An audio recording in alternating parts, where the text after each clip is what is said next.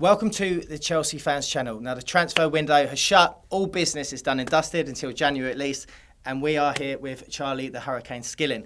Charlie, what's it been like for you today, mate? Give us the lowdown on how it's been. Well, always the biggest day of the year at Mail Online and the Daily Mail. Yeah. I mean, I've just been working flat out all day. I got in the office for about 6 a.m. As I'm sure you know, I didn't get here till well late because I've been working for like 12, 13 hours. You know, it is the time though that it's the best job in the world. Like it's so much fun, kind of knowing about everything that's going on, getting all the deals coming through, whether it's a left back signing for Oldham or Anthony Marshall signing for Man United. So yeah, it was full on. Yeah, it was so full on. Full on, but it's great just being in that buzz of the office and kind of having all the news filtering through, and obviously kind of deciding what we do with that news and at what stages these various deals are at. Yeah, that's what fascinates me. I mean, me and Rory obviously keeping abreast of things today, but all we've got to go on is the internet, our social media accounts, stuff like that. Yeah. How do the professionals get the lowdown, or is that something you're not allowed to tell us? Well, I mean, obviously all journalists will have sources. I'm mainly based in the office because I'm a news editor at the Mail. So I'll be speaking to journalists all day. Our reporters who obviously have contacts at the clubs, and I mean, clubs are so active on deadline day. They're always tweeting sort of pictures of new signings, doing that, holding shirts, and. I suppose they're falling over themselves to get the news that they want to you, right? Exactly. Exactly. And by the same token, we're obviously with our rivals like the Sun and Sky and publications like that. Got to get in there first. Getting there first. So it's been a really hectic day, but it's been great. Well, let's move on to Chelsea. The real Chelsea fans here. In general, today it was a bit flat, bit disappointing. I think we were all hoping for that marquee signing to come through at the last minute, a Stones, a Pogba, and it never happened, Charlie. Why not? Didn't happen at all, I'm afraid. Obviously we signed two players today. Two kind of out of left field, if I'm going to say it. Yeah, I don't want to sound negative, but let's be frank. These aren't two players that anyone's going to get particularly excited about. No. Now are they going to get a game? Michael Hector obviously signed just before the deadline from Reading. Yeah. He definitely won't get a game this season because he's actually gone straight back on loan to Reading. Right. It's a real kind of interesting deal. It was kind of mooted 3 or 4 weeks ago, but no one really thought it'd happen. It was kind of, why would Chelsea sign a Reading defender? And actually, he's not actually been getting in the Reading team. Yeah, we did a bit this of Googling season of him today, and it's not like he's the first name on the team sheet. No, and he's the other thing. He's not kind of 17 either. He's almost 24, but he has been tracked for a while by a lot of big clubs. He is talented. He played for Jamaica at the Copa America, and he is a massive Chelsea fan as well. He's really big on Twitter, wearing all the gear and tweeting about Chelsea winning and stuff. So obviously that always helps. But Charlie, we've got a strong youth set up, right? There must be plenty of youngsters. Yeah, I mean, this coming up, young defenders and stuff. Yeah, this is what everyone was saying to me on Twitter today. This is what everyone in the office was kind of saying, like, looking at me as a Chelsea fan. I was like, well, what the hell's going on? What are you doing? Signing another player and putting him on loan is you've got about 100 players on loan. Yeah. I can't defend that. I can't say the reasons why. It's just this thing about kind of stockpiling players. Yeah. Making sure they're assets. I mean, look, Victor Moses signed a new contract today. Yeah, what was that? He signed a 4-year deal and then went on loan to West Ham. But it's all about protecting the asset.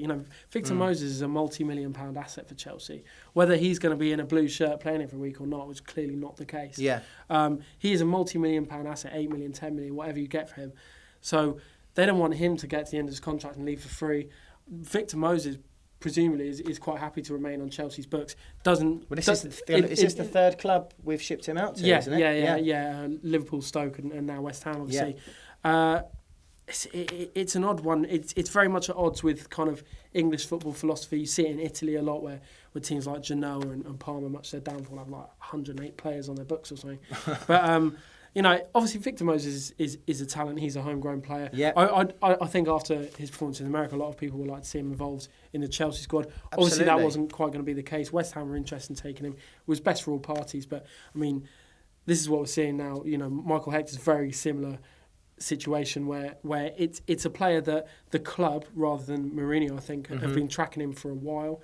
And this deal was kind of able to be done today. They got it done. He's gone back on loan. I'll be honest, I can't see him being a massive fixture in the Chelsea team for years to come. That's interesting, mate. So you're saying that you think that these deals that have been done today, they're not necessarily Jose signings, they're sort of club signings? Yeah, very much so, I think. Do you think that will annoy Mourinho, that they're buying players that aren't necessarily of the right calibre? Well, I mean, it's certainly the case that obviously Michael Hector and Pappy, our mate Pappy. We'll call him Pappy. Yeah. I'm not. Keep it simple. Jabuji. I'm not. Yeah, I've pronounced his name about 7 different times today, and it came out 7 different ways. And everyone was laughing at me. So we'll stick with Pappy. Pappy. I'm not going to try on camera, but it's certainly the case that those are not the sort of players that are going to be coming in to the first 11. Yeah. Pappy is another one that the club, particularly Michael Emenalo, has tracked for a while. He was always going to leave Nantes this summer. Okay. He's on a real cut price deal. It's under 3 million. Yeah, it was like 2.7 mil or something. Yeah, exactly. I mean, going from Stones, the bids they were putting in for Stones to the transfer we got Pappy for. Yeah, different worlds, aren't they? It is. It's different worlds, and it's a completely different level of player. And I think everyone would admit that. He is signed as cover. I'll be honest. When his name came up yesterday, and we were first kind of doing our checks and reporting it, I didn't know a lot about him. Talked to a lot of people who've watched him in France, and actually at the Mail, we've got a kind of big lowdown on. From Lord James, who's a really good kind of journalist on all French football matters.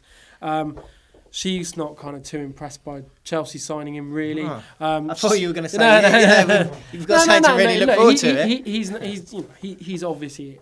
He's going to be half decent. He's obviously a talented player. Yeah. He's very big, he's very strong, very similar to Kurt Zouma in that way. And the way this deal came about, really, is that obviously Chelsea have been trying for Stones all summer. Yes. They were originally trying for Raphael Varane. Those deals didn't come off. When it became clear that the Stones situation wasn't going to resolve itself, and I've got a lot of stick actually, because on Backpage Blues I've been saying till the cows come home that I think Stones will happen, and I did. I think we're all guilty of that. I did. But this always happens in the transfer window. Just because something doesn't turn out the way you wanted it doesn't mean that it wasn't ever true. Yeah.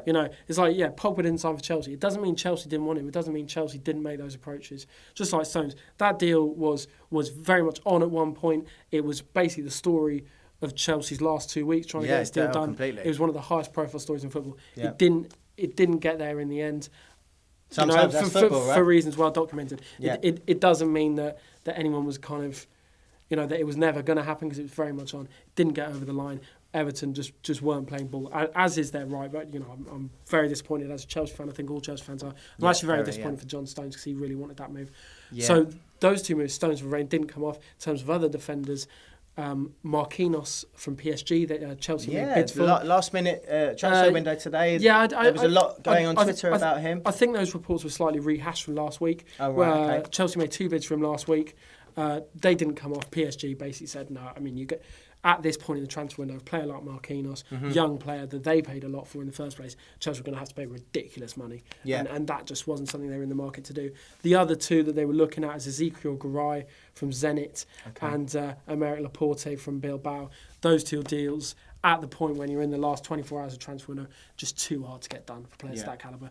I think the club took it in their own hands, knowing these deals were going to be dangerous, and went in and signed 2 players that they knew they could get just so they had a couple in the bag. Yeah. I mean... That's how it goes. Yeah. So, Charlie, on the social media accounts and stuff, there's a lot of Chelsea fans out there. They think that this has been a bit of a flat transfer window. They're disappointed in the work that we've done. Yeah. But, if we can take the emotion out for a minute and step back objectively, Pedro and, Well, look, I mean, what do you think? In general, has it been a disastrous transfer window? Certainly not. I don't think it's been a disastrous transfer window. No, I'd agree. I don't think it's what I would have wanted to see at the end of last season. If I was going from the end of last season, I was thinking, really think we really need to revamp the team.